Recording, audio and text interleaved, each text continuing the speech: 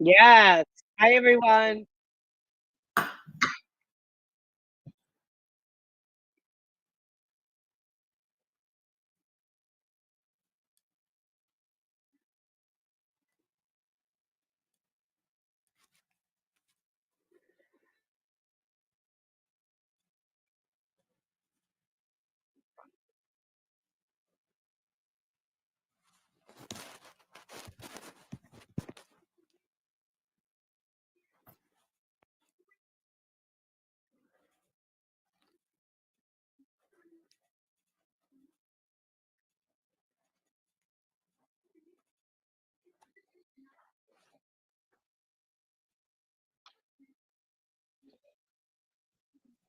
Okay. All good.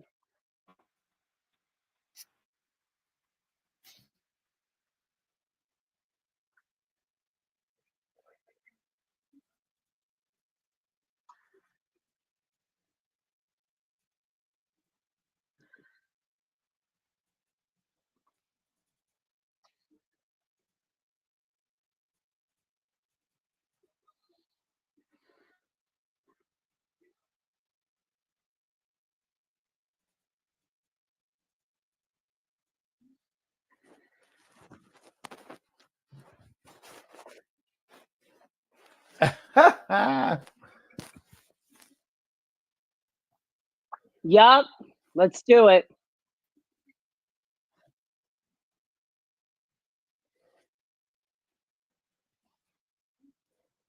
They better stretch.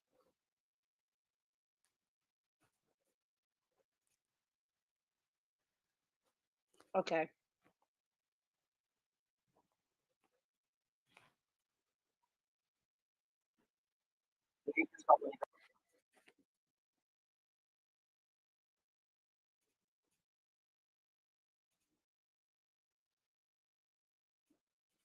Hey everyone, and welcome back to On a Water Break, the podcast where we talk about everything you and your friends are talking about at rehearsal on a water break. In this week's episode, we are live and we are recapping the WGI Championships.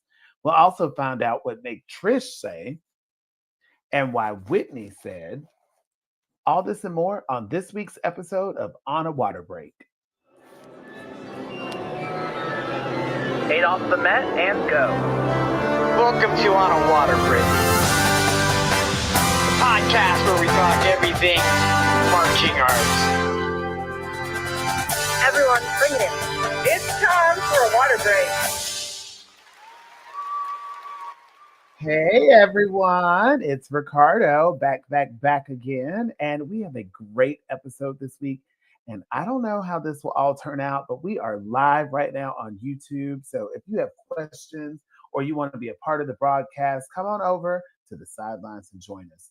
Jackie, Nicole, and Steven had so much fun doing the live that we decided to do another one. So before we see who's on the sidelines this week, go and subscribe on your favorite listening app. Write us a review, and then please, the most important part of this is share it with a friend. Got a question or a good topic to talk about? Email us at onawaterbreakpodcast@gmail.com or find us on social media and DM us if you want to be on the show. We even have a form now for you to fill out if you want to be a guest. Check it out at our link in the bio. So let's move over and see who's on the sidelines this week. Trish, my darling. How are you? Oh, I'm good. I'm sad that I didn't get to spend that much time with you last I weekend. know, but I did see you out there with Tampa Independent, who was fabulous. Oh, thank you. They're great kids to teach, man. It was nice seeing them. I've been getting comments and pictures of me on the floor Oh, scrubbing the water off of the floor so we oh, can get a penalty. I hear you. So Whitney is going to be a little bit late to rehearsal tonight. So we're just going to, you know, ski past her right now. And also, I believe that Cynthia might be joining us, but you know how the Canadians are. They operate in their own time frame. So we're going to get to those people when they get here. So we want to take this time to preview some amazing episodes and bonus content we have going on. We have On a Break with Gonzaco, a super fierce bass drum duo that put a really fun video called More Bass in the Club together. A really special episode is coming out called On a Water Break in Crisis, where Alicia and a panel of hosts talk about the recent tragic events that have happened in our activity, including the shooting in Texas and the fires in California, and how we as an activity can and should respond. They even get to talk to staff members from the Palisades High School, whose school was devastated by the California wildfires. On a Water Break Around the World with Grantis Pernada is interviewing marching arts people from around the globe. Check out this recent episode with Koshin Saprasagwong, the president of the Marching Band Association of Thailand, and everything else he is doing globally. Stephen just did an episode with Julie Dahlia where she talks about everything she's been through, a ton of her judging philosophies. Stephen even got to nerd out with her and Annie Turner over bass drumming. And Trish just did a great episode interview with some WGI performers. Tell us about it, Trish. Oh, it was so much fun. We had Jacob from AF, we had somebody from Etude, and we had somebody from Pride of Cincinnati, which I loved all three of those shows. So it was an absolute pleasure to talk to them.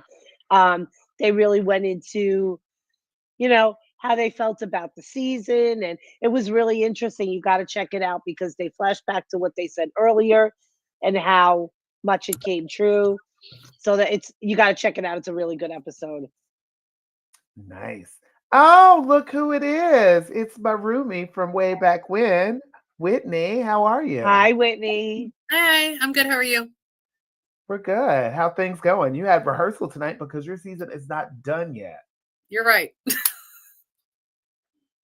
You're right. I don't understand that going on after WGI, but I know a lot of circuits do it. We're doing TECA this year. I've never done TECA before. We usually do TCGC, and they just happened to do theirs after WGI. So I had my last regular Cadet Guard rehearsal tonight. Oh, how'd it go? They're adorable. And that's what Cadet Guard should be. It should be adorable, right? Yeah. Oh. Hi, Dylan. Anyway, we have left him on the sidelines long enough, but joining us for this live is someone that just received a gold medal and is known by some as the hands of WGI. Please welcome from the Pride of Cincinnati, Dylan Watson. Hey guys. Dylan, how are you? How does it feel right now? It honestly feels a bit surreal. Like we went into finals with just the mindset of we want to do the best run for each other and for us. We don't really focus on the scores. We just focus on what better version can we do for ourselves. And I think we were all on that same mindset, that collective unison mindset of this is our show. This is what we do for us. Let's do this for us. And I think when we left that floor, we knew that we did that for us. I love it. And then the reflection of winning first place was just the cherry on top. So we're going to dive into all of these feelings and emotions here in a second. But Dylan, here on A Water Break, we do a thing called a 32 count life story. So what happens is you're going to get 8 counts off the mat. You can duck yourself in if you want to. And then you have 32 counts to tell us everything about your life from birth up until getting that gold medal put around your neck on Saturday night to being here on this recording tonight. You ready to do this? Let's do it. All right, here we go. 8 off the mat.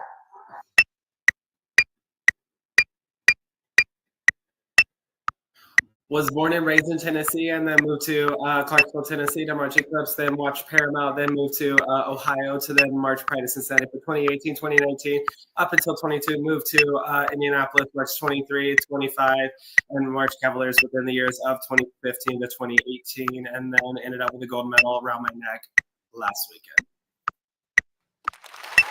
Okay. He said he did not even need all of his 32 counts. Okay, so listen, the degrees of separation between you and I are a little bit insane. So, and Whitney too. I march Cavaliers. I march Pride of Cincinnati, and I am one of the acting coaches for Eclipse. So lots of connections there. Whitney marched Pride of Cincinnati. And aren't you close to Tennessee, like in your North Carolina home? Yeah, where I grew up in North Carolina is only like an hour from Tennessee. So, yeah. Connections. and I taught Eclipse last year, so.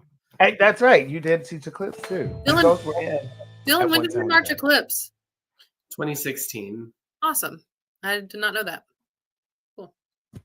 That's awesome. So, Dylan, you were saying the feeling of going on that floor, and it was all about you and the members just doing the thing that you were doing and being connected with each other. Keep going into that. Give us a little bit more insight on, kind of how the season started and where it was going, and what does it feel like to put in all of that work and time and effort and then come out on top.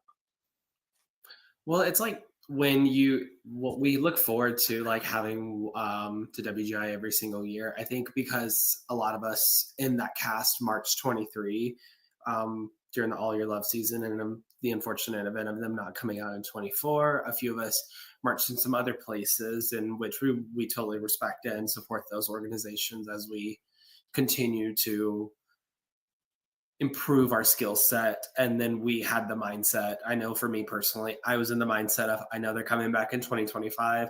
I want to make that season feel even more special, because one of the instructors at Pride did tell us in the mid-season of 2025, just like COVID, like any opportunity can just be taken away from you so fast. So I was in the mindset of, pretend this is like the last time you're going to do this. So any rep I got, any show we were given, it was like an opportunity. And we made it all the way to Dayton. It felt like this is just celebratory. It didn't feel like a competition per se. It felt like you made it through the very end of that marathon, where you're like running past that finish line, like that moment where marathon runners run, they have their hands in the air because they knew that they made it. It's kind of the same exact feeling. Like, this is just celebratory. The energy is so electric from the crowd.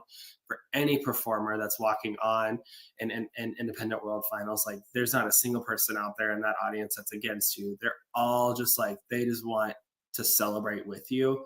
I think that was the collective energy of everybody, especially like from beginning to end. It was more just like, what product can we create that's going to be special for this particular cast, this particular staff, and this particular year at WGI. And this is definitely one that is going to be ingrained in my memory from the moment I walked on, from the moment I set the 50 to the moment I walked off.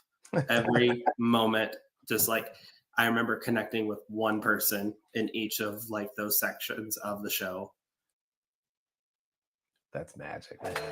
So I have to tell you, I personally, okay, this is for the listeners too.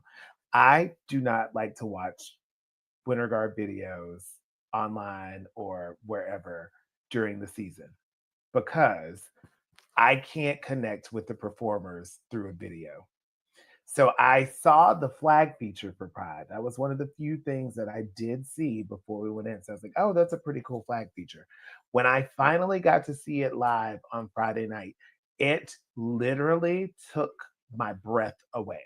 Just seeing how all of you on that floor, this little tiny circle floor with all those people spending in time in close proximity. I mean, there was a magic, there was an energy, there was something undeniable about it. And I was so glad that my first time to see it was you guys living your best life out there on that floor. I mean, you guys have to feel that love coming from the audience as you're performing. Are you too busy worrying about where count 8 is? It's kind of a mixture of both. We talk about a script in our brain because throughout the performance career, and Whitney, this might be something that you can relate to too, especially in your years of marching, where you have your designated counts on your checkpoints, but you also have the script in your brain, like telling you, make sure you do this, like hit that angle, do that on this count right here, or a little to the left, because you might hook something to the right. Like that's one thing that we always talked about, was work on your script. What is your script in this moment? Are you performing here? Make sure you're telling yourself that you perform here. Like, I know for the flag feature, for example, I was not part of the flag feature. I was part of the 3-turn group. So doing the obnoxious version of it. Insanity. Well, damn. Well, the obnoxious part where we ran it 5 times, I was like, I gotta do 5 3-turns. Okay, let's do it. But that was that's what we worked on a lot, was that script and that approach. And I think that was one of the most successful approaches with all of us, because it was able to balance between technical and emotional with that one teeter-tottering more than the other. Like, we had that insurance policy, which I'm sure we've all heard that phrase before. Make sure your insurance policy is good. How's that coming along? You can always be able to find that balance. That's what I tell my kids too. I'm like, what's going on up here? I know you could do this, but it's all this. Mm-hmm. It is. It's more mental than anything. I think there's something interesting too about crazy coming into world class finals, and walking out of the tunnel, and if you're with Pride and some of the other groups, the crowd just loses it. They see the curtain open and they're just losing it, and that's when your heart drops through all the way to your toes, and you're like, oh God.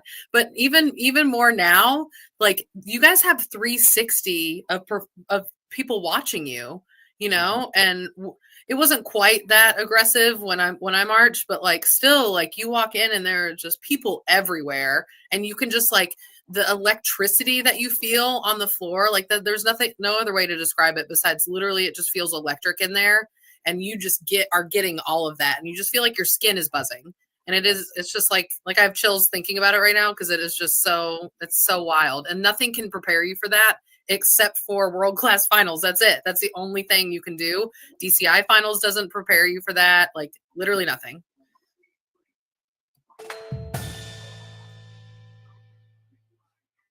All right, so we are going to take a moment and jump over to a little bit of commercial. So we will be right back with you here on A Water Break.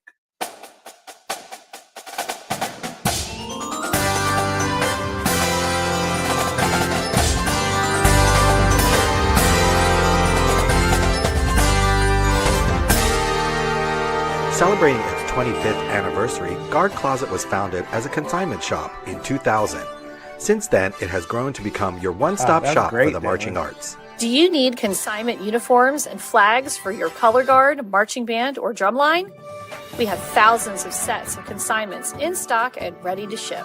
Do you need show design and custom choreography? Our designers have years of experience in the marching arts.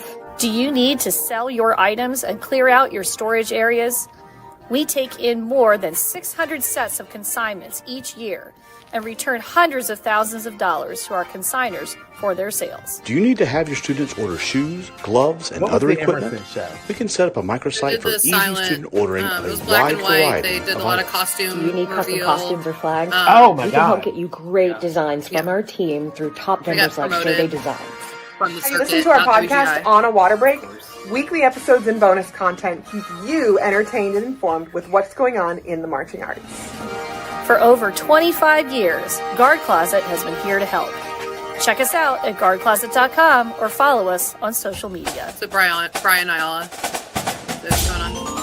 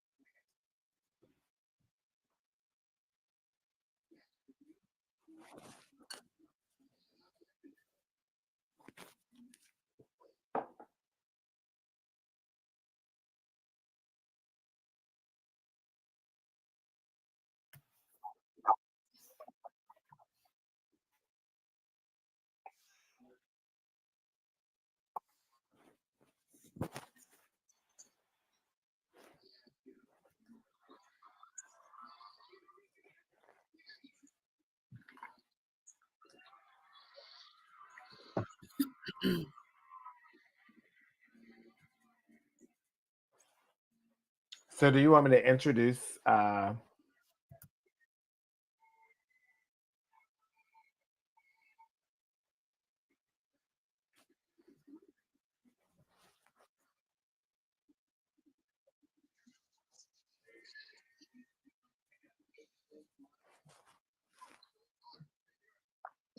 was like, what was my name again?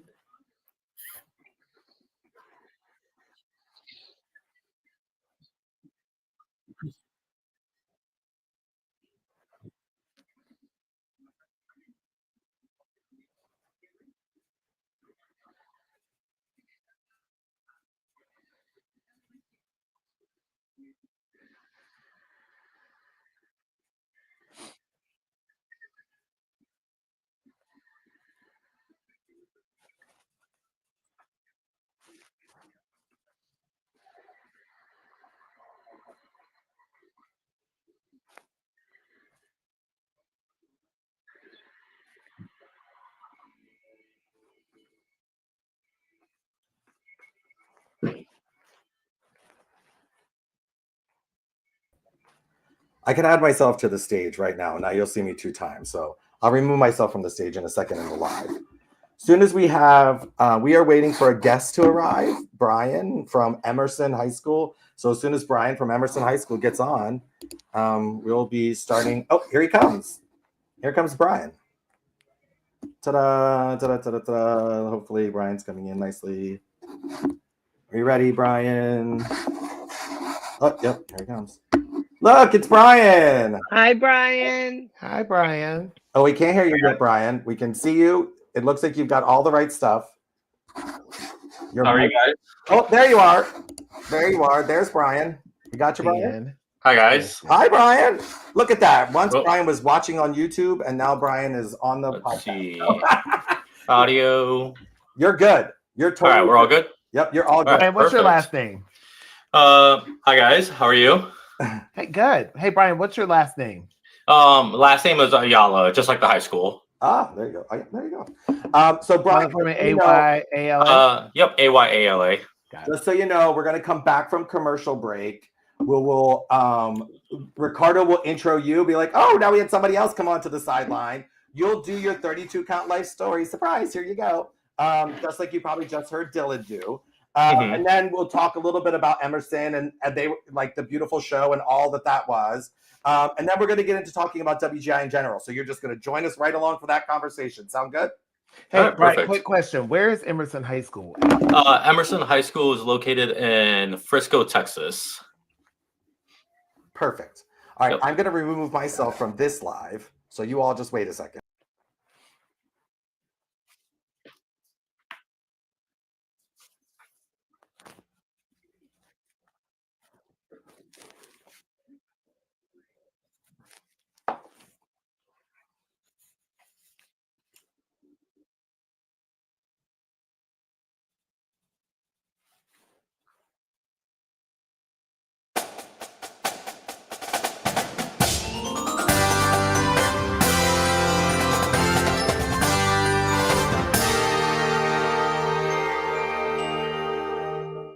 Hey, friends, we are back to On a Water Break, and we have a new friend who is joining us on the sidelines. Everybody, please let's welcome from Emerson High School in Frisco, Texas, the fantastic director, Brian Ayala. Hi, everyone. Brian, how are you? I'm good. How are you guys? I'm good. We're good. We're glad to have you here on a water break tonight. So I know you're a listener because you were actually watching online, and that's why we pulled you on. But you know that we do a 32 count life story with all of our guests. You get 8 counts off of the Met, and then you give us 32 counts of your life from birth up until today when you stepped onto this podcast. You ready to do this? Yeah, let's go for it. All right, here we go. 8 off the Met. Dut yourself in. All right, I'm Brian Ayala. Oh, early again. I'm Brian Ayala, constantly early, as you guys can tell. I was born in San Francisco, California. I moved to Grand Rapids, Michigan when I was 8. Moved down to Florida a few years ago to teach Sebastian River High School, and I currently live in Texas. My marching experience includes Interplay Winter Guard back when I was in high school, Onyx Winter Guard, Blue Coats, and Crown. And I've helped out with a multitude of different programs when it comes to choreography, technician, or just clinician work. And yeah, now I'm in Texas, just getting all the support and all the love I need from the community. Love that. Awesome. Okay, Brian. So first of all, I'm going to ask some questions. How long have you been at Emerson High School? 2 years. Okay, so it has come to my knowledge that you guys started off in Scholastic A at the beginning of the season, and you were promoted. That is correct. And you were promoted by the circuit and not WGI. That is also correct. So and WGI went through the appeal process and stay in A. But you are 5th place in Scholastic Open Class. Correct. Sir. I have to tell you, I'm going to ask you to talk about and kind of tell us through the show. But when I sat and watched it, the thing I got to know is did y'all have to rehearse in those costumes to figure out all those costume changes as it went along? How many So costume changes were there? there was an arm sleeve at the very beginning. If you count the hood reveal after 2 counts was the second one. The top coming off, the pants coming off, and finally the base layer being revealed under the flag toss. So a total of 5 different costume changes. And to answer your question, every single rehearsal was always a uniform rehearsal, which is awful considering that they were white uniforms. So we had to clean them and wash them almost weekly. Okay, so shout out to the moms at Emerson High School for keeping those Mhm. costumes clean because they look stunning. I had no idea. I'm sitting here watching. I saw the first costume change, the sleeve, as you said, and I was like, oh, that's cute, like a little sleeve. But I'm a fan of RuPaul's Drag Race, okay? Mhm. And so, if you're gonna pull your wig off and you're gonna have another wig underneath it, it better be something stunning. Not only did I get one wig reveal, I got a second wig reveal that was like, oh, the third wig reveal was like, oh my God. And then that last one with the arms and how it was, I was flabbergasted just by the costumes alone. And that's not even talking about how good the kids were, how good their hands were. Like, tell us what was your inspiration for the show? How did you come up with all of this? So crazy story. So it's actually all Tim Newbern, so famous designer down in Houston, Texas.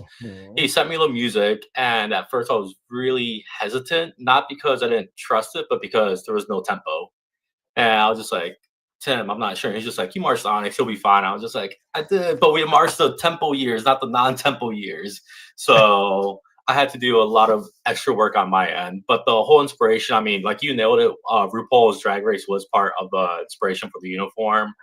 And the whole like black to white theme of the show and the whole science of the show was just part of just the piece itself and just branching off of that. And then the eerie ethereal sound from Eric Whitaker just brought it to life. So it was all a combination of all these 3 different things that just really brought the show to life. And on top of it, the students just handled it so maturely. We had a lot of students from band and orchestra in the color guard, so at least made the tempo a little bit easier. But I just remember early season just defining sections. I was like, all right, on the third, you're going to move here, but not on the there's a higher pitch. It's very subtle, but you want to make sure you're moving at that point. So it just took a lot of work on our end, and it definitely helped me grow as a director this season because, boy, oh boy, tempo-less show is so much harder than what I thought it was. Yes, as someone who just did a tempo-less show as well, I know that pain, and choreographing to oohs and doos, honey, is a lot. But you hit the nail on the head when you said that you had band and orchestra members in there. That explains a lot of the musicality in your performers, because that's not something that most color guard people possess on that level, to be able to pull off that level of artistry with the musicality and something that doesn't have a tempo. So it was just stunning. Thank you. Stunning. All right, guys, we got to get to our actual conversation. Hey, producer Jeremy, cue the news music.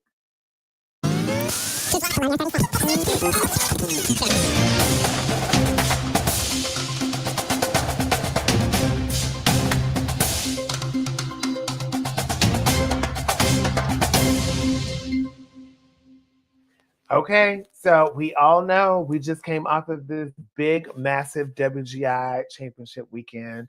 I want everybody's roundtable opinion right now. I'm going to go ahead and say this.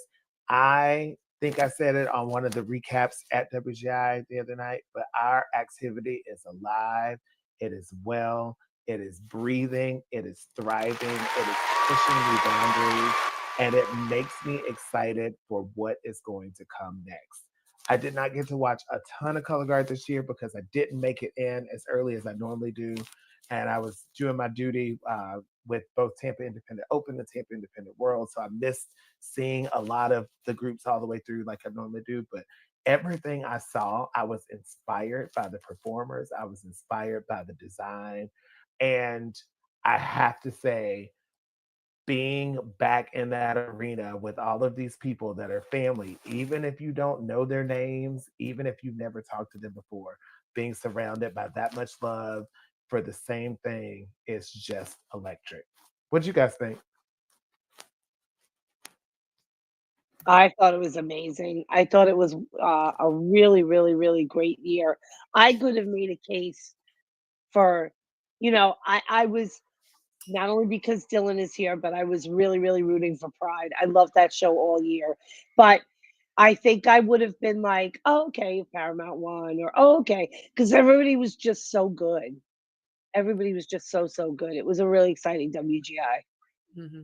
Yeah, It my was really mother-in-law comes. interesting. Sorry, go ahead, Ricardo. Oh, my mother-in-law comes with us to WGI every year. It's turned into like a family event for us because my husband is from Dayton.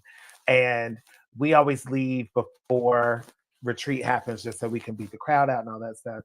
And we were sitting in the car and she looks at me and she goes, Ricky, who do you think won? And I was like, I don't know. I was like, everybody won in my eyes tonight. Everybody won. And she was like, yeah, I feel the same way. She was like, it could go either way. She was like, every single group was good. That's what a world-class finals is supposed to be like. Mm-hmm. I thought it was really crazy that like the top 5 of independent world was just this every day. Like Dylan, didn't you guys come in 4th or 5th? We got 3rd after semis, but after prelims we tied with Paramount. So it kind of was like, oh, we could land anywhere. Yeah. It was just kind of all over the place, and everybody kind of had their favorite. Like I know a lot of people that were really rooting for Etude to win or whatever, and it was just like, who knows? And I thought it was either, honestly, from dear Pride fam, I thought Paramount was going to win. I really did. Like after I think Paramount may have won out. Yeah. Yes. 1.1. Was I don't think the was one, but my favorite.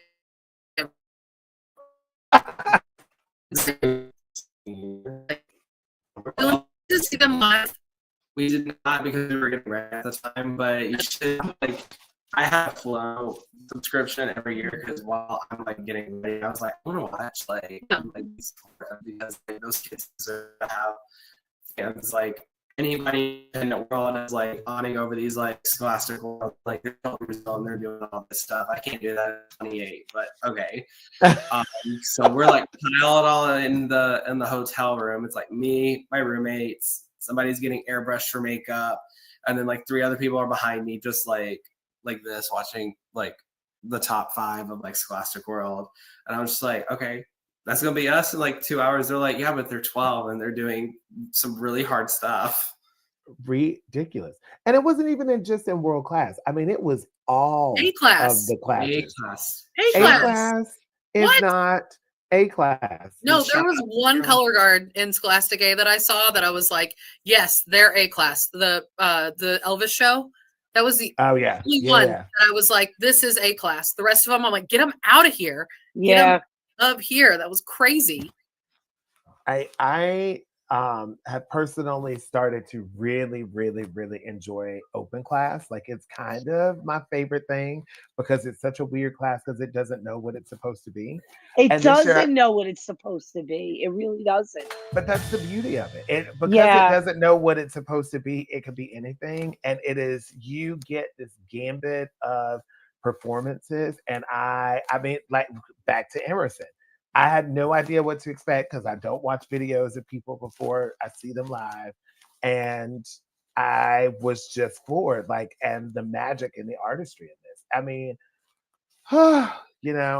back in my day, back in the 1900s, the A class is what world class was doing. World class would be galactic class at that point, I mean, it's insane. So I want to do this. I want to go around the room very quickly. We're not going to dwell too much. I want to go class by class. I want to know somebody that you thought was memorable in each one of those classes. If you got to see them. I know, Dylan, you were busy doing your own thing, so you probably didn't get to see him. Brian, you may not have seen him. And Whitney, you were busy competing, and your kids did pretty good too. So I know. Shout out to semis. Great job. Thank you. My girl's doing it. But I'm going to start in A class. I did not get to see much of Independent A, and that was because I was busy running around and doing stuff. But I will say that when it comes to the Scholastic A class, I did get to see a lot. Freedom High School, one of the hometown favorites here from Orlando, with Ice Ice Baby. Like, who would have thought that that would have been great? But Randy Nelson and Carlos did, and it was fantastic. But big mad shout out to my friends over at Pope High School, because that was just beautiful. So good. Mhm. So good. And not put together like an A class show. Like that No. thing and everything was very open class. I was like, they're out of here now. So Yeah. welcome back for like the third time, Pope High School. Right. Bring it back. What about open class? I did sit through and watch pretty much all of open class. And the Scholastic open class, definitely one of my favorites was Emerson for sure. Little Elm. Little Elm. Oh my God. Wow. So good. World class all day long. Yes, they are. And I have a personal favorite, mostly because I get to spend a little bit of time in the gym with these kids. But Tampa Independent Open in the Cave was great. But I mean, JMU nuance with that glass of whiskey and homegirl flopping down in that glass of whiskey. I can't. I lost it. I was screaming. That is why my voice sounds like this right now, is because I lost everything on that. It was so funny too, because we saw them in prelims, and remember all that controversy a few weeks back when somebody was commenting like, "That's terrible. They put that girl in the water and then they drag her outside in the freezing cold, and she's and that staff made a point of coming in, walking right across the front with arms full of towels." On at retreat.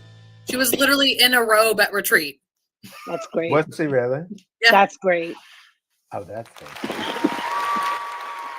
I didn't see the retreat thing, but I did see on the internet. Did you guys see that the prop broke the night before? Yes. Yeah. And they had to glue it back together or do whatever it is. See, and this is another reason why I say prop parents are the best parents. Okay? A prop daddy will fix your life. Okay? With a drill and some duct tape, they will get your life together. All right. What about anybody else have any favorites other than the groups I said? Yes. Oh yeah. I'm gonna go Wiley High School in A class. Yes. Woo! Oh Yes. my God. Yes. So much fun. So electric. And I'm gonna go Third Legend. Absolutely beautiful. One of my favorites all year. I just actually watched that because someone sent me. Okay, yeah, back to my conversation from earlier. I do watch videos after WGI when I no longer have a choice and I know I'm not going to be able to see them live again. I do watch videos, and I got sent that video, and that was pretty. It wasn't. Yeah. I was gonna say shout out to Carol for making A class finals for the first time in their history. Oh. Yes. I've been in that program for 4 years, and I'm just so thankful that they finally have the opportunity to do that. It's awesome. Yeah. Congratulations. What about open class? Anybody have open class favorites? Oh, I thought we were doing both, but we were doing Little Elm. Yeah. And, that's why I threw Third Legend in there. I'm sorry. Oh no, it's good. We're just chatting amongst friends. That's I right. didn't get to see it live, but they were rehearsing right next to us, Palm Desert Charter Middle School. Oh, ridiculous. Oh my God. Ridiculous. I know that they're middle schoolers, but like seeing them actually rehearse, Yeah. It was just insane. We rehearsed next to them too on Thursday. We were right over there. It was like, those are the middle schoolers, right? Because they looked a little bit smaller, but they were doing ridiculous things. So it was like, yeah, that's them. Yeah, they smiled. I saw the braces. I was like, they don't know what algebra is. Oh my God. But they do know what exchanges are. And I know that we have talked to that staff and like their approach and how they do things, but it just, I mean, as someone who teaches high school, who can't get my kids to do that in high school, I'm like, what are they feeding them kids? Rifles. They literally eat rifles. on a platter. Make your rifle be a rifle. There you go. Oh my goodness. Come back next week. Come back Do next what, week. Dylan? I was like, come back next week and know how to throw a quad. Mm-hmm. And they do. Yep. Oh. Nuts. The whole color guard threw a quad, minus like 2 kids doing something up here in the corner. They all threw a quad. All of them. Middle school. I'm jealous. So this is like a shameless thing that I do to my kids sometimes. I will put on videos of them and I will go, just so you know, those are 7th and 8th graders. I know. And my kids are like, what? I'm like, yeah, so you can do anything you want to do. I also do that Right. with the Scholastic World kids too, because I go, these kids are the same age as you and they can do this. So yep. So Ricardo, we have a question here from Sammy McClinton. He wants to know what, or no, I'm not sure. What is the song of the season? Is that a question? It's clearly Hope. It's Hope. I mean, are we talking the best song or the most overused song or both? Could be both. Both. That could be both. That's a great. I just think it's so interesting that we finally found rap music that is appropriate for the Winter Guard stage. Yes. But it was just the one song. Right. But even with that, and all the different times that we saw it, every single time I saw it, it was a completely different take. It was a completely different approach of it. And I was And you know like, what's so funny is that cool. lyric in the song, give the people something different. Every single one of them gave the people something different. Oh, I did think it was interesting though. There were a few that I saw this weekend who did exchanges over the props it was the same part, the 30 seconds or 30 years part, the really heavy rap part where Warren did the double time feature. There were a couple guards that did exchanges with flags over props at that same part. And I was like, what? Weird. Just crazy. It was like really the only similarity. Like Phoenix Independent doing that. Oh, they were so good. I really liked them. Oh yeah, I liked them. Oh, my independent open class shout out is Lavoot. I can't. What does that even mean? What does Lavoot mean? I took French. I don't remember. I haven't been practicing my French in a while. No, I only practice ballet French now. So I right. Yeah, I really love them. They were beautiful. All right. Let us move into Scholastic World first. Hands 4 days, Warren Central High School. Thank you. We were talking earlier about, and we could get back to this, but, what's the guard that, really grew on you during the season? It was them. It was them. And I don't know if it was the Hope thing for me in the beginning or I don't know what it was, but they actually came to our Power Regional in Pennsylvania, and seeing them in person is totally different. Oh yeah. Totally different. Yeah. And I saw them in Dayton too. Their rock star girl. She's incredible. I don't look at my rifle when I'm tossing it. I just put my hands up there because I know it's coming back to it. Right. Yeah, I watched her the whole time. I have no idea what else was happening on the floor, but I was just watching her the whole time. She was amazing.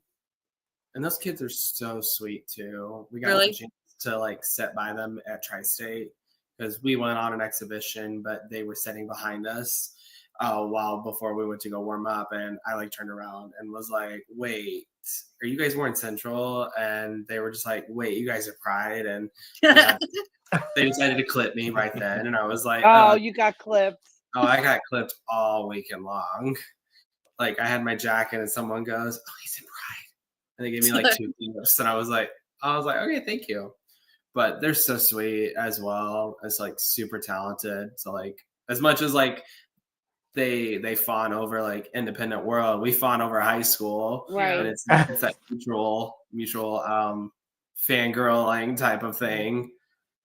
Yeah, they were great. They really turned up the energy in the arena. Everybody was doing well, but then Warren came out and it just erupted in there. It changed the dynamic. It changed the dynamic. And then when the Woodlands, listen, and please, everyone listening, do not think that because we're not talking about your color guard specifically that you weren't great. Everybody was fantastic. We need to establish that as a baseline for this conversation. we are just talking amongst each other, talking about things that really, really, really stuck out. The Woodlands, my God, Hello. today. My God, today. Hello. When I was in the airport getting ready to get on the plane, I was on Instagram, and of course, everything was all like these little clips and stuff. And my husband, who is not a color guard person, looks over my shoulder. He goes, "Oh my God, is that the Woodlands?" When I saw the clip, the close-up clip.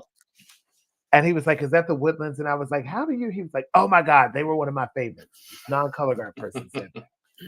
Remembered the exact feature and knew everything about it. So shout out to the Woodlands. Well deserved for your gold medal. Mm-hmm. For sure.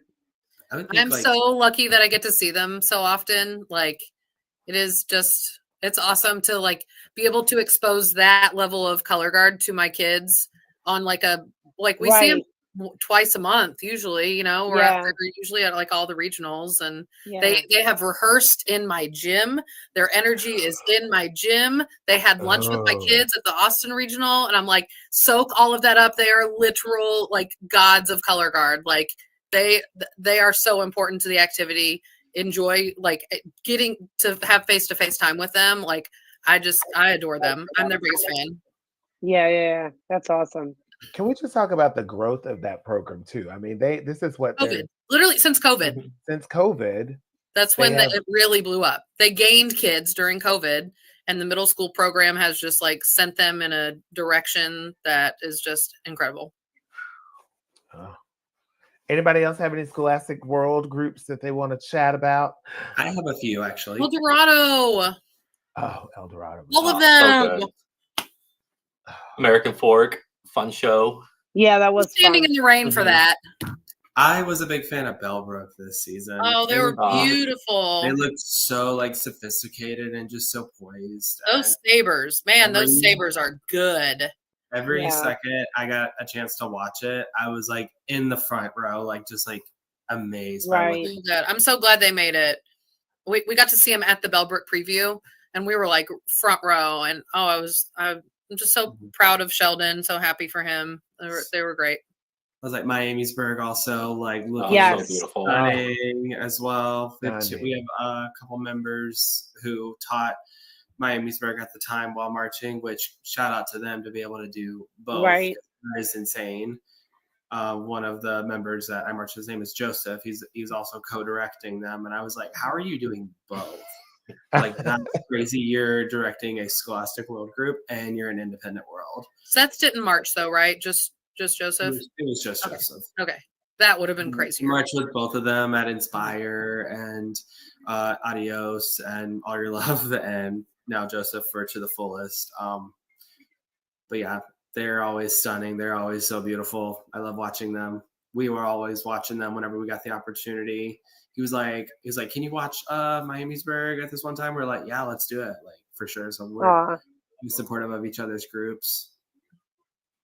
Yeah, giving another shout out to another team, Florida, Flanagan High School. Seeing oh my God, the bounce back. The bounce back. Mm-hmm. Oh, it looks so poised. Yeah, they were gorgeous. I got to see them early season at the Tampa Regional, and just the costume was the thing that stood out to me the most at first. So flowy, so hanging on a fence, and I was like, "This is beautiful." And then you put the whole aesthetic together with how those flag pieces were cut out, and like the texture and all of it, and I just, it was great. It was great. It took me back, a couple years ago when it was always the fight between Flanagan, Avon, and James Logan. Like, so it's good to see them moving. Arcadia was super beautiful to watch. Those costumes were everything. They're so flexible. Oh my God. Like every one of them is a freaking contortionist. Like what? Just legs. I'm still obsessed with their program last year. Oh, me too. And the intricacy with all of those boards. I was like, just the thought process behind that. Yeah. Mm-hmm. And even with the tentacles this year, I was like, that's so cool. That's like looked heavy. Like when they hit the ground, I was like, there's sand or something in those because they sounded really heavy. And then of course, like Carmel with those props, like having the one girl, the ripple saber all the way down to her, like you could hear that saber crack through the video. Yeah. I was like, she's insane. But I thought that she broke that saber in half. Like, I did too through the video. I was putting on my makeup. I know. Putting on my makeup, and I went, did I just hear a saber break? Awful. That would have been awful if that happened. I really liked El Dorado. I like 4th place. That's crazy. They've only been in world class for a couple of years now, right? I know. They got promoted not too long ago. But they were just beautiful to watch. It was they were just easy to watch. I really liked them. Center Grove too. Center Grove crazy. Northview. All like Northview. All of them. Northview. And everybody. All of them. Everybody. Yeah. So Like since we're talking about everybody, let's talk about Independent World. So we have a comment here from Gardy from our live YouTube. Says Vox Artie and Rest in Peace was amazing. Yep. Oh my god. They always just bring the energy. You know, like you're gonna get an outstandingly fun show from them. And you know what's so funny is after we performed in Kentucky, we ran back to watch the last round of Independent World. Vox and Amp were on back to back, and we were like, "Oh, it's the Scream section of the show," you know, because you got those two back to back. The crowd ain't sitting down. Nope. Mm-mm. So I will say that my saddest thing of this season is that I did not get to see Vox because we were in rotation when Vox was going on, and we came on right after them. So all I got to see was Homegirl still performing her way all the way out the ramp. It's the same girl that played Bloody Mary last year, right? Mm-hmm. Yeah, we interviewed her last year. We too. did. Got it. After Dayton, we did. Yeah. You know, I just have to say, like, my favorite part about Vox is I got to watch them from the back and all those like way up high seats. They always give the back audience a show. They did. And I thought it was just last year, but they did it again this year, and I just appreciate that so much from them. You have to now. There's people everywhere. Like, when are we going to start designing shows that are meant for 360? Or an arena? Or what? Designing shows for an arena. An arena stage is literally all the sides. And you know, it didn't dawn on me until we were in Dayton, until I was in Dayton with my kids and it was their first Dayton. You know, because like I said, we went back and we watched, you know, the last block of prelims after we left Kentucky. And all the, you know, at local shows, I mean, we have Amp and Fusion in our local circuit, New Jersey, but they always have to see them from the back. And they got to see them from the front. And I turned to them and I said, it's a lot different in the front, isn't it? And they were like, oh, yeah. So you're right. You might be onto something with the 360 for sure. Yeah. Who else? All right, we have another shout out from YouTube. Dylan Overreader wants to know, it's a question for Dylan. As a member of Pride, how was it to perform in such a small area? Ooh. It certainly had its challenges at first. When they were staging it, I was like thinking to myself, I'm very close to this person and I'm holding a piece of equipment. They're holding a flag and I'm like less than a foot away from them. It's like, so this is going to be a very interesting process. It definitely had its trial and errors, but everything that we did, I thought the design staff, the choreographers, they were very smart about like what to do and to also like stay true to our aesthetic and whatnot. And I think that was key to making the show successful, because the point of it kind of reminded me of my first year in 2018, where we didn't beautiful show, one of my favorites. We didn't have a floor at the time, but we started in a pod and we moved with the pod.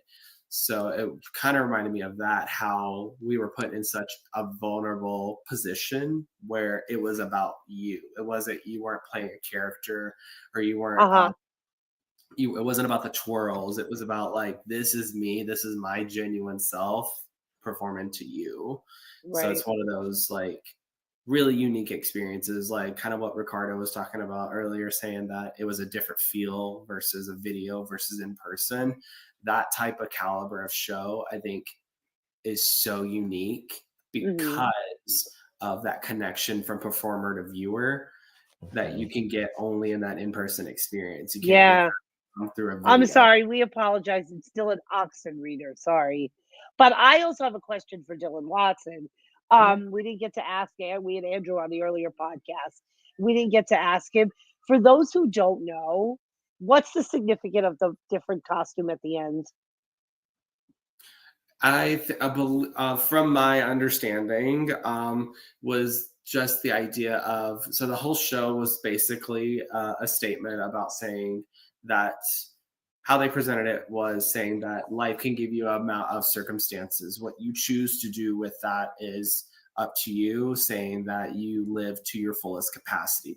They stuck on the word capacity, saying like, okay, what can you do that is going to be to the fullest of your capacity? Like, what choices are you going to make in your life that can be to the fullest of that space? So the idea was like, we're in a condensed area. How can we make this be this type of show within a small area? How can we make it be just as grand as if we're on an 80 by 100 floor?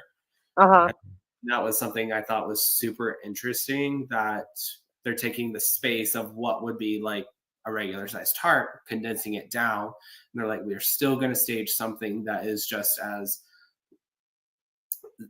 unique and just as quality worthy of as if it were a couple of years ago as well. Awesome. Who are some of your other favorites, guys, from Independent World? I'm going to go ahead and say Paramount. For sure. Love Delicious, Paramount. beautiful, stunning, Fantasia. Oh. Shout out to our local Jersey teams up here, Amp and Fusion. Did anybody get a chance to chat with Latrice? Yes, I did. Yes. I met Latrice. Awesome. So cool. I've known Tim since before the Latrice days, so it was fun to see Tim back in Colorguard World as opposed to his ultra stardom now as Latrice. So shout out to Show Day for those gorgeous costumes. And we were talking on the other recording earlier about how many people in the tent actually wore that fur jacket. How many people actually had that on? Did a little catwalk. It was too fun. I was like, shout out to Elevate for making Independent World Finals. That part. Huge. I didn't get to see Ricardo, you had the Amp jacket on too? Oh, yeah. I did a whole thing across the floor. Now, it only fit like on one arm, but I did. That's all right. Oh. So many good shows in Independent World. So many. Oh, yeah. Juxtaposition. Oh. Yes, Juxta. When that moment, when those people jumped into that fabric and were suspended there, that was probably one of the coolest, innovative moments in World Class Finals for me. For sure. I was like, shout out to that designer, because I worked with her at Carol, and I was like, that is stunning that you did that. That's right. Becca. I love Becca. Yeah, I love me some Becca. I love Becca. So, in other news, things that happened at WGI, we had a fantastic wedding proposal by one of our Tampa Independent members. Maddie Nelson got engaged, and it was caught on social media. And I will be chatting with Maddie soon about how her proposal went. Oh, yay. That's going to be fun. But Trish, I believe that you have a little announcement for us about the DCI I do. Hall of Fame. DCI announced their Hall of Fame class of 2025. It includes Jack Bevins, who's the former director of the Velvet Knights. Dating back to my days in WGI, the Velvet Knights were always like kind of the Amp or the Vox Artium of that time. They always did these crowd pleasing shows, and even in DCI, they would do these like, they would do a beach show, and then they would have like, a shark fin run across the field and play da da da da da. So definitely some memorable moments for them. So congratulations to Jack.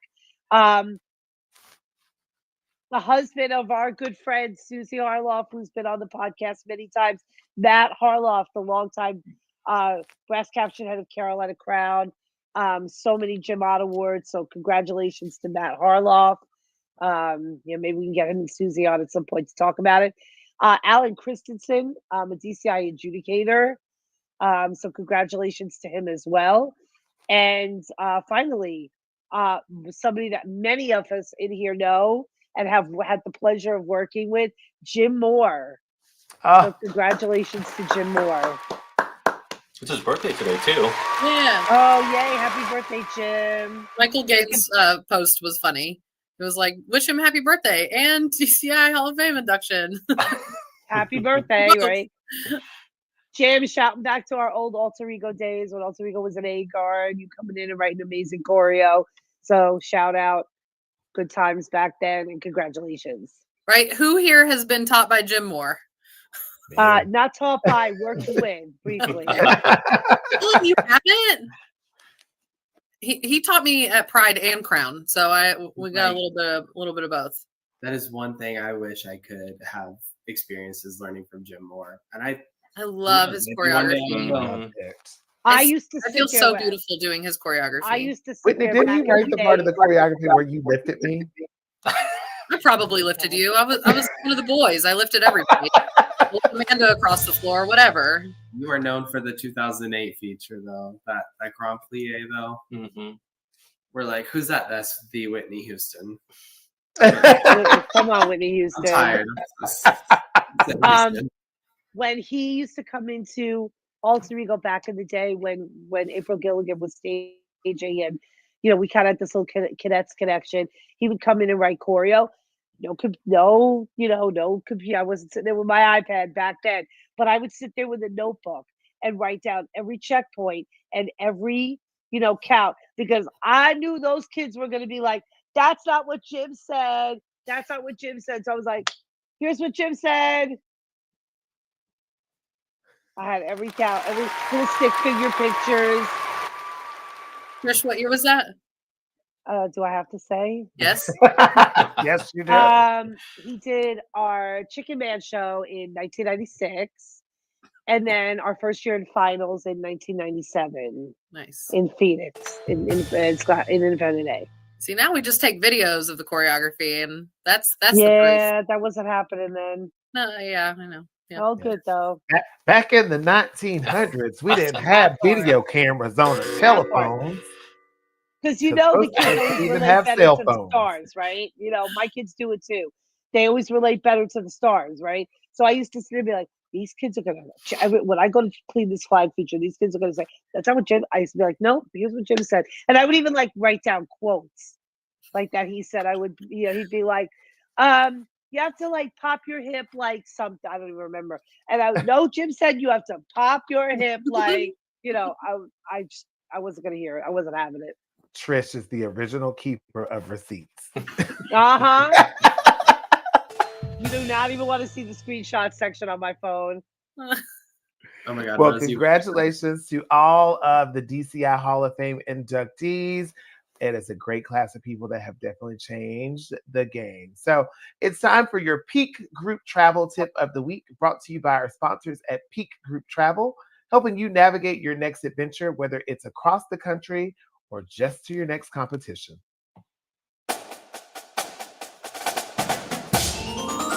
Hi all, it's Beth. Be sure to plan your trip well enough in advance of your travel dates. 6 to 12 months ahead at least. Hotels, flights, buses, and attractions can fill up fast. And you want to make sure you can maximize the time you need to fundraise for your trip as well.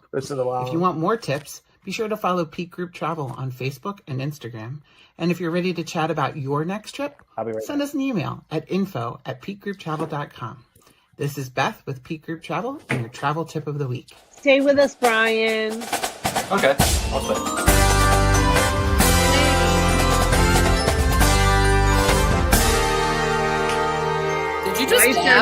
I was just going to say, why is Jeremy dabbing? Ready to elevate your travel game? Welcome to Peak Group Travel.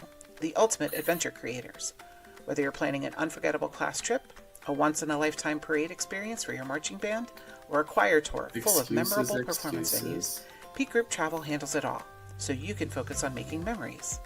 From breathtaking international destinations to amazing adventures right here at home, Peak Group Travel customizes every journey to your vision. We're not just planners, we're your partners for the trip you want for your students. Our online registration portal makes managing your pre-trip experience smooth and convenient. We even collect your payments if you'd like. Picture it, effortless planning, unmatched experiences, and smiles that last long after the journey ends. That's the Peak Group Travel difference.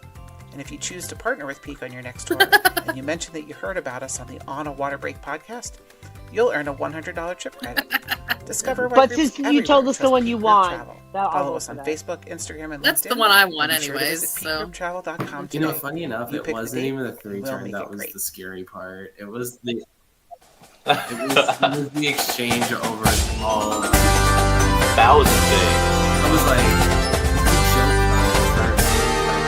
he's like, oh, we're trying to get like an impact moment here, so we're gonna have you throw your rifle to Joseph back there, and I was like, and we're all the way back there. Just be careful. Just be careful what you say. We're back live on the YouTubes, kids. So I'm just alerting you. We're waiting for Ricardo to get back from the bathroom. He had to finish up with some kids, and not in the bathroom, but finish teching some kids before he went to the bathroom. That's what he's doing right now. We're getting ready to start segment 3, where we'll be doing water redoings and gush and goes. So Brian, hopefully you have your water redoings and gush and goes ready to goes. And we've just recently assigned Dylan is going to be doing our 60-second tech block, unbeknownst to him 2 seconds ago. So I want to make sure we have all of our sounds. I want to make sure I have my gush and go sounds, and then we will be ready to go. Ricardo, are you ready to go, my dear? Yes. Yes. Yes, he's ready. Okay. We will come in from commercial. We're already live on the YouTube, so here we go. Mute yourselves. That's it out.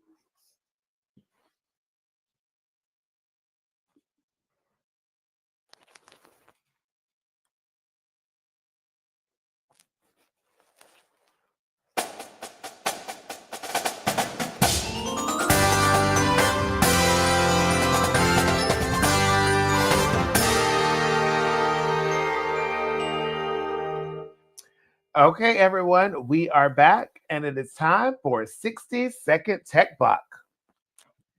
This is the segment where one of our hosts or guest clinician is put on the spot to deliver a non-stop 60-second tech session on a topic that needs some serious attention after the last run.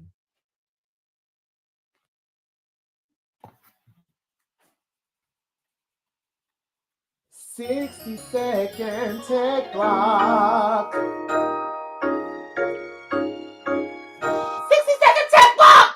I was waiting for it. I was like, wait, there's those. I love that sound. Yeah, that's fun. So our special tech this week has come prepared with 3 topics that they think they can talk about for a full 60 seconds straight. No hesitation, no pauses, just pure technical gold. And this week, let's see, I think we're going to throw it over to Dylan. Hey, friend. Hey, girl. So, Dylan, you said your best topics were 1, how to nail multiple 3 turns in one show. 2, how to precisely center a floor. Or 3, what is the best method for achieving a good makeup highlight? Okay, everybody, what do we think? Dylan, I want to hear about the 3 turn. 3 turns, something I'll never do. Let's hear it. Yeah, I'm definitely going with 3 turns because I'm not doing 1 turn right now. So times 3, absolutely not. Dylan, we are going to pull up a clock right now, a stopwatch. Trish, my friend, you got your phone out. Oh, yeah. Do that? Yeah. Love it. Okay, so Dylan, you get 60 seconds on the clock. No break at all. You are going to tell us how to nail multiple 3 turns in one show, and 5, 6, and 5, 6, 7, 8, go 1. So you want to start thinking about the way you prepare your toss. You want to start compartmentalizing by throwing yourself a good toss, then doing your body, and then nailing the catch like any other type you do. Like you toss, you turn, you catch. To add a 3 turn, you want to think about a couple things when you're finding the peak of the toss. I think about, like, if I were to do a progressional thing, I would do toss, do a 2 turn, make sure I finish the 2 turn by the peak of the toss, so I'm able to watch it on the way down and know the amount of time that I have. If I want to do a 3 turn, I want to think about getting that 2 turn finished by the peak of it, getting that 2 turn nice and consistent, nice and tight, arms pressed down, make sure that all your energy is nice and squeezed, including your inner thighs and your arms. Make sure everything is nice and squeezed. Don't delay your head back so far so you'll throw yourself off balance. Use the white of your eyeballs and then watch the strap underneath. And finally going in for the catch, as I start to throw, make sure I throw a little bit more on the left side so I can nail the catch right in the center of my body, pulling apart at a nice rifle right flat. And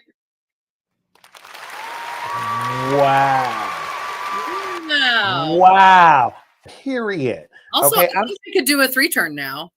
I know. I'm actually not scared to try it now. I'm going to go outside in the dark and go try it. I'm so glad that this is recorded, because we can actually take this clip and we can give this to every high school kid that wants to learn how to do a 3 turn. This is probably the most informational, correct, technically accurate 60-second tech block that we have done on this show. So Dylan, I am tipping my imaginary hat to you, sir. Dylan, had you done a 3 turn before this season? Yeah, I did one in Inspire. When, if you remember that show, there was like a rifle that flew over a pot of people. Yes. That was me that caught in the center. And then the camera's like on the low part of the ground looking up. The one who caught it crossport was me. Into a 6-spin 7. That show was probably the most, I call it a mouse trap because of the amount of like, run here, throw this trick toss. Okay, now catching your leg. Okay, now do this foot twirl. I was like, that show was just nonstop of like what a typical Boston Crusader show would feel like right now. I remember watching your live of your last performance. I remember that because we were just all like so devastated that all this was happening. And I remember watching your live of that. Oh, it was so good. It's a shame that season didn't finish. Yeah. The cast was so talented too. Mm-hmm. Dylan, I want to be you when I grow up. Same. So, go ahead. I was just gonna say, it's so funny because like I say the same thing to like some of the first year members who were just so talented that I was marching with, and they're like, "No, I want to be you. I want to have 5 titles on my jacket." And I was like, "Oh, this just shows that I'm old." So, no, in a funny way. Yeah. And the question well, that was so sorry. I was like, and the question that everybody that asked me as soon as I got off the floor was like, "Great job. Are you done?" Are you done? Are you done? Inquiring minds want to know. Inquiring minds. I've been going back and forth, and if they make the decision to come out for the 2026 season, I will audition. Yes. And we will follow up with you here on a water break. That is adorable. Listen, we're gonna need you to do a live, like either Gush and Go or What Are We Doing from auditions for sure. Oh, for sure, I'll do it. Top secret. Well, speaking of, that was a solid 60-second tech block. So hopefully someone out there just got the advice they need. They didn't know that they needed. I know I definitely did. But it's time to switch things up because it's time for everyone's favorite. What are we doing? What are we doing?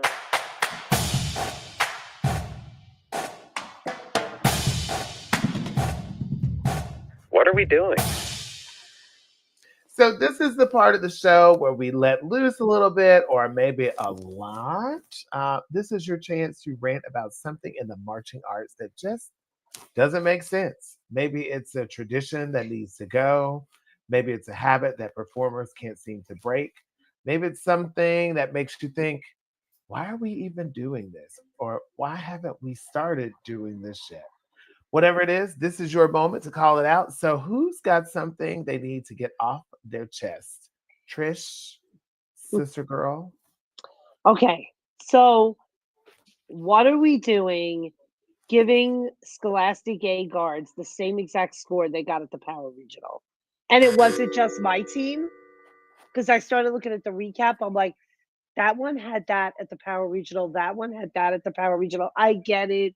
The neighborhoods are set up. We get it. They know what's up. They know what's going on. But it was just like, so when we got back, so after we left Kentucky, we got to the arena. The recap had been posted, and my assistant said, "You better go talk to the kids." And I said, "Why?" And she said, "Well, they're really upset about the score." And I said, "Are you kidding me? Like, get over here."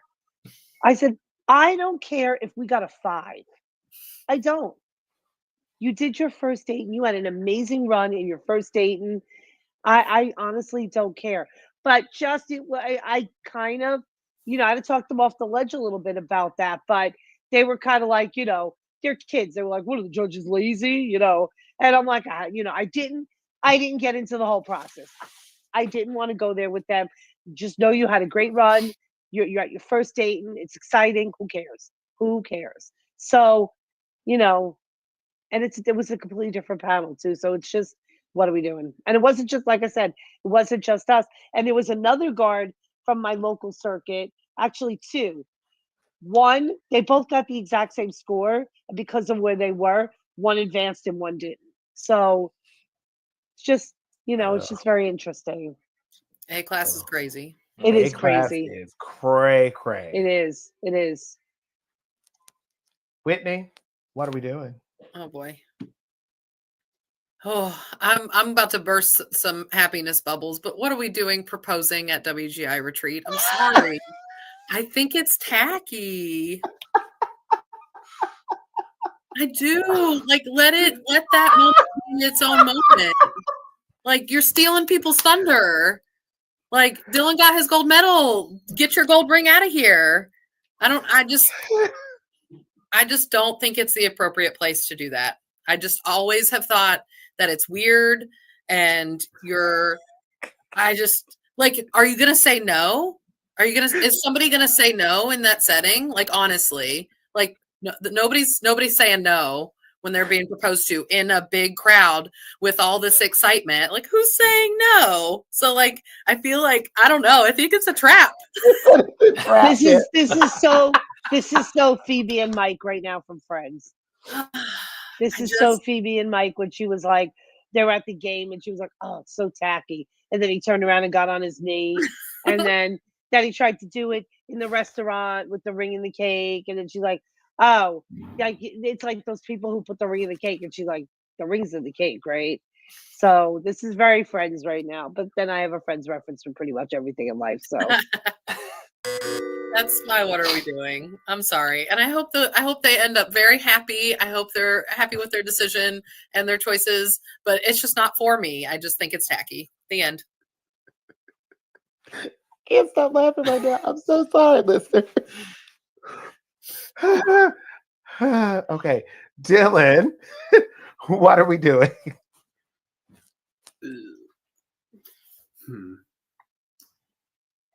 I was more so in like, just get through it. But I would say, what are we doing? Taking photos post run-throughs. Like big pictures. Like, I'm talking about, like the you like sign. I'm like, everybody's sweaty. The uniforms look gross at that point. Your makeup's all sweated off. It is not a good look. Why don't we do this? Brown spot on my teal uniform from my foundation. I'm like, yeah, I'm gonna buy photos of that. No, I'm not gonna. I'm such a bad director. I didn't even see the Joe Lech thing at Truist. Like, we came out, they had their oranges, and then they were kind of like, the people were like, get the floor out. And then we got back to the hotel. I said to the band director, I said, we didn't take a Joe Lech picture, but I honestly didn't see it. So whatever. I will say we do in Florida at our circuit championships, we do a specific picture time before you start your rotation. So you get like time to go and get yourself, make sure your face looks good, that you like are in full drag, like your hair is looking like what you wanted, what you intended to look like, and your costume does not have sweat marks on it.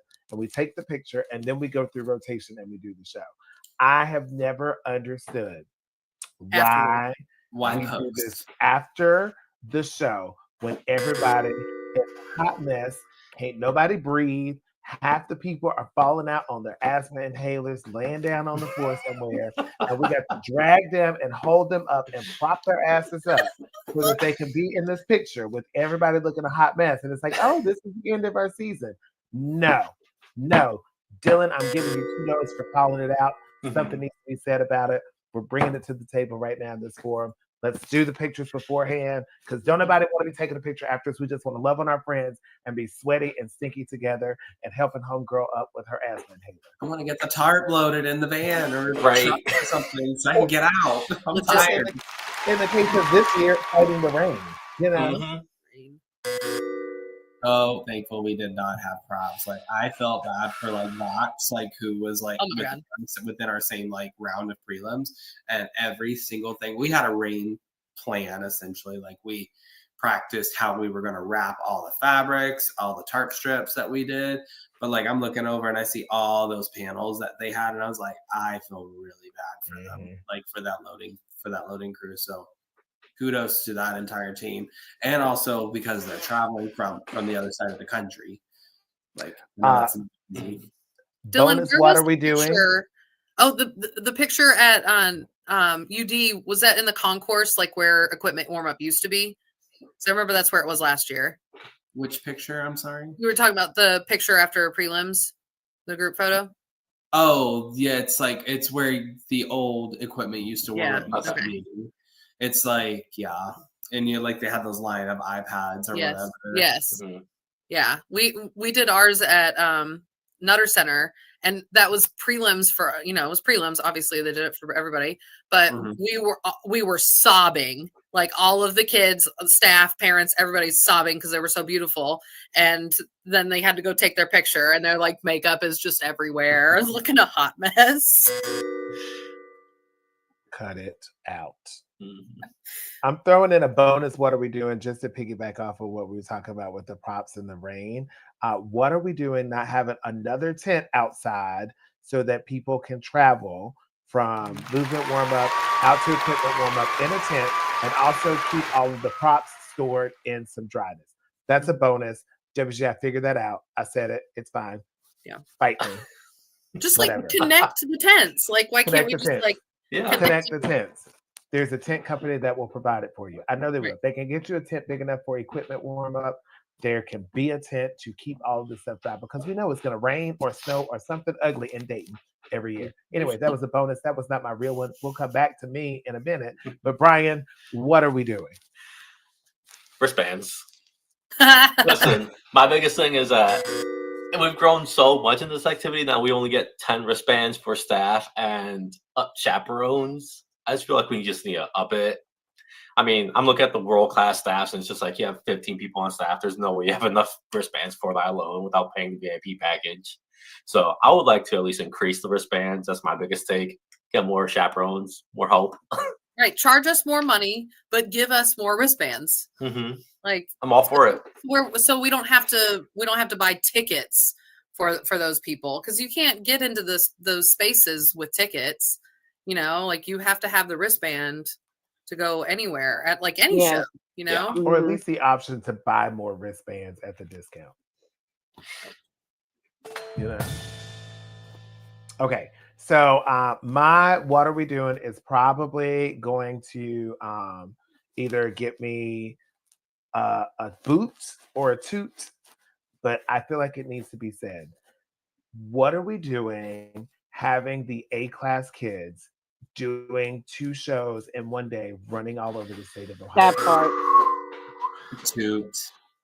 I get it. I understand, but it is the largest class in WGI. It is the most brutal class to fight in. And those kids and those judges are having to narrow all of that stuff down. And the turnaround time between semifinals and finals is insane. I know it's a huge, huge cost overage to move and start a class at least one day earlier on Wednesday so that the kids can do prelims on Wednesday, semifinals on Thursday, and then Friday night have a true final show where the kids are rested and they're in their best light. But bless those babies' hearts out there on that floor on Friday night. They was tired, honey. They was tired. Like nobody's having a fantastic, I mean, guards did have good runs, but nobody's having like a flawless, fantastic run when they have ran all around the state of Ohio for 2 days and then they have to go and be in finals. Like it's not fair. I'm sorry. Get mad at me. Again, I'm already going to be putting my boxing gloves on because I've talked about the tent. So if we're going to fight about this, we can fight about it. But I think the only solution is to move it, have A class start on Wednesday. You know, they did that a few years ago. In 19, the A class was Wednesday because it was actually nice because I was with West Milford High School then, and they got to perform prelims in the arena. We were on last like 10:30 at night in the UD arena. Yeah. So because nobody was performing in UD arena, they did SA there, and it was awesome. It was a great experience for the kids. But you got to go out a day late or earlier. Great job, everyone. Set your equipment down. Gush and go. all right. Well, we got that off our chest. So now let's bring some positive energy into the room. Welcome to Gush and Go. This is your chance to shout out something awesome happening in your life, marching arts related or not. Maybe you're excited about a performance, a student success, a big life event, or just something cool you want to brag about. No negativity here, just pure unfiltered hype. So who's got something to gush and go about? Just call us out, whoever. Trish, how about you? All right. My gush and go is the clipping. What a cute, cheap, easy idea to bring everybody, you know, and everybody's doing it. It's not, you know, just the little SA cards. Everybody's doing it. And my kids got so excited, like, oh my God, I got clipped by, you know, some World Guard or whatever. And it's the friendship bracelets for a thing for a minute, but that's time consuming and you got to go buy the stuff or whatever. This, you go to the dollar store, honey, you buy those clothespins and it's super easy. Everybody was, you know, buying into it. I was kind of like a little jealous with my kids because I was like, I didn't get clipped. They're like, you don't clip your own guard. I was like, oh, okay, whatever. But what a cute, easy idea. I was also, Trish, upset that I did not get clipped. And my kids were like, you walk too fast. And I was like, oh. Literally.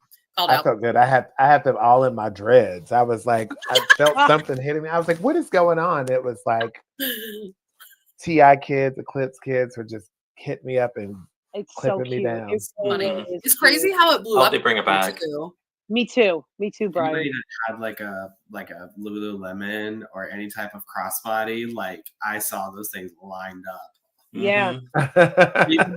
Elevate, like a couple of them had the top hats, or people who wore like anything like that. They were just like wrapped around. Yeah. Yeah. So no, Jeremy, I don't think percussion's gonna do that. Yeah. Even watch each other perform, so I don't think they're clipping each other. They're too busy hanging out in the lot. A lot. Jeffrey, what lot are we doing?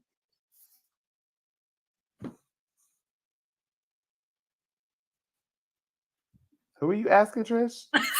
Christine's husband. He has that catchphrase, lot are we doing? Because he hates lots. And he's a percussion guy, but he doesn't like the lots. He likes to watch the show.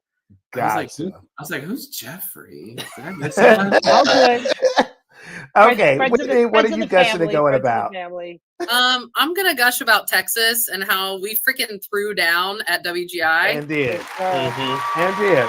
It was awesome. There were 6 Scholastic A guards in finals, 6 Scholastic Open guards in finals, and we got 3 Scholastic medals, first gold medal in Scholastic World coming back to Texas. Like, it was just a really awesome, and I understand that the state is big, but we're far away. Like, it takes a lot to get us there. And like, for example, my kids paid $2,100 a piece to go to WGI. And we went through music travel, so like it is expensive. We had our tour guide, charter bus, all the things, flights, but like it's expensive to get there for us, and it's hard. And a lot of districts don't let you go every year, or they have like the 4-year rule where you can't travel out of Texas, but once every 4 years. But we had 36 guards in at WGI, so we had the highest amount by a good amount. So the ratio is going to be there probably, but like there's been years in the past, like I remember 2023, a lot of Texas guards, including myself, we got preliminated.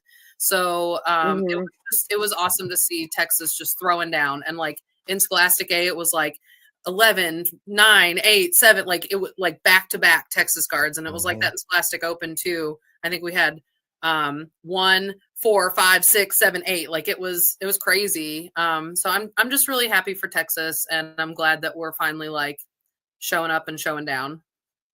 Oh yeah, it was noticed by everybody. Dylan, what are you gushing and going about? Okay, mine's a little more personal, like more like a little bit postseason. Gushing and going about the more exposure I got as an individual, more recognition within the activity, especially like because I had been spending so much of my time in it. Like people were like saying, "Oh, like you're this person, you're this person." So I've been really trying to hone in on like my choreography gig and get better at that, and that's what I've been improving on. And I guess another thing too, I'm starting my 3rd year in the architecture program at Arizona State University. Wow. Oh, wow. Good fun, Devil. Be done in 2 years. Nice. That's awesome. Dylan, what do you like to choreograph the most so people can hire you? I'm pretty versatile. I like pretty much anything. I know at Carroll, it's all about like, we just tag team the sections. We're like, obviously my specialty is weapon, but sometimes I can write a cute flag twirl. Now there's some people that write flag far superior than me. Like, for example, like Sheldon, that man can write a flag. Flag queen. Shelly do write a flag twirl for you. Correct. I'm like, how you get it to do that? That's insane. And then movement choreographers, like some of the people, like, for example, this season, like Jen Hinshaw, stunning. She's one of my best friends in the whole wide world. I love Jen. She was such a positive influence for all of us, especially learning from her previously at Cavaliers once, and then finally having her at Pride. It's just been such a joy to learn under her. Like Kelly Young's another one that I'm obsessed with. I love her style. I think it's so fitted for high school kids, and they look so good doing it. And they're multiple people, but like I'm just obsessed with some of the really, really good choreographers here that can do some insanely good things. How smart their brains are. Brian, what are you gushing and going about? I'm definitely gushing over all the first-time finalists and even semifinalists that made it this weekend. It was just so, like, everywhere I looked on social media, it was like, first time this. So it was just really just heartwarming to see that from all these different programs from across the nation. And for me personally, I was just very gushy about all the younger directors being able to be so successful. It just goes to show like how bright the future of the activity will still continue to be as it continues to evolve in its pageantry and its arts. So I was just gushing all over that. A lot of women directors too. Lots of women. A lot of female representation. Shout out to Zadi at Little Elm and the Woodlands. Fantastic job. Yeah. So I'm going to gush about the fellowship that is WGI. Like, it was so good to watch Colorguard, to see so many people that you only get to see once a year, or people you haven't seen in years. And like events like the cookout where we got to sit around and it was like raining or whatever, but it didn't matter because we were together. Because this whole Colorguard world, just like every other part of pageantry art, is a family. And I'm just excited that that all got to happen. And I got to see all of you, even though I didn't even know you, Brian. Hey, Dylan. it's called Gush Go, not Gush and Stay. Let's go. All right, guys. So thanks for a great rehearsal this week. I can't believe we did this live. Thank you, Trish and Whitney and Dylan and Brian. Dylan, where can we find you on your social medias? My Instagram would be that_dude_Dylan18. I made it in high school, don't judge. And then my Facebook is just my full name, Dylan Michael Watson. And it's a picture of me holding the trophy. Love it. Brian, what about you? Where can we find you on socials? Facebook would just be Brian Ayala. I have a picture with this rapper as my profile picture. Nothing too crazy on that one. And then Instagram, you can either go to EHS Frisco Color Guards or just it's Bad Luck Brian. Made it a while back, so no bad luck this year. Awesome. All right. Got a question or a good topic to talk about? Email us at onawaterbreakpodcast@gmail.com or find us on social media and DM us if you want to be on the show. We even have a new form, how to fill out to be a guest. We love having people on the podcast, so check that out at our link in the bio on our social media. Or you could just take out your phone, make a video, and send it to us, and maybe you'll see yourself on the podcast soon. One more thing. Don't forget, we have a YouTube channel now, so go and subscribe so that you can see us all there. Also, before you close out your podcast listening app, go subscribe, write us a review, and share this with a friend. Follow us on social media at On a Water Break, and we'll see you at the next rehearsal on a water break. The On a Water Break podcast was produced by Jeremy Williams and Christine Reed. The intro and outro music was produced by Josh Lyda. To learn more, visit lydamusic.com. And until next time, thanks for tuning in. Yeah, 4'2" is what? 6'2" is what? 9 minus 1 is what? 8. I did that all summer at the academy. Every time the kids were good, I would just call out a random